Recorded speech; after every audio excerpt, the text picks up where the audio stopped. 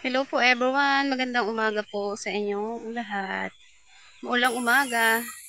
Ayan guys, yung amin pong tubigan ay naging ilog na. Yan. Sobrang lakas ng ulan, magdamag, hanggang ngayon umuulan pa rin. Kaya siguro naging ganyan tubigan.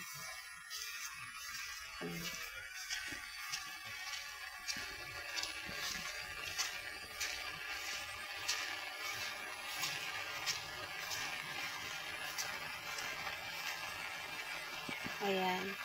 Lumubog na yung palay sa pas ng ulan kagabi. Ngayon medyo mahina na. Ayan. Naging aming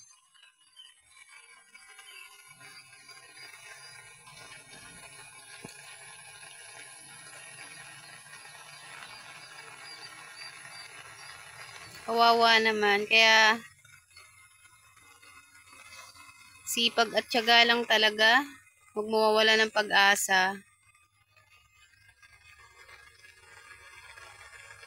Magtanim lang ng magtanim kahit ganito yung nangyayari.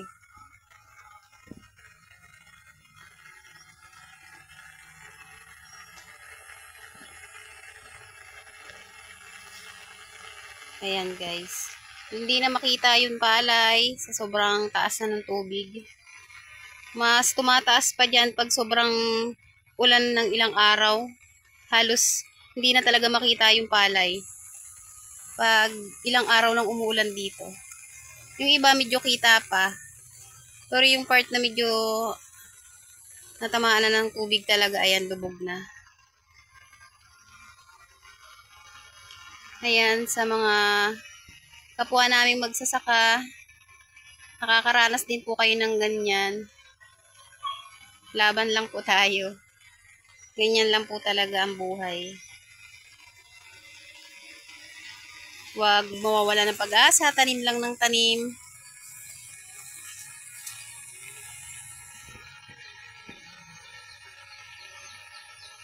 Dahil ang panahon hindi naman natin alam, kaya ganun po talaga.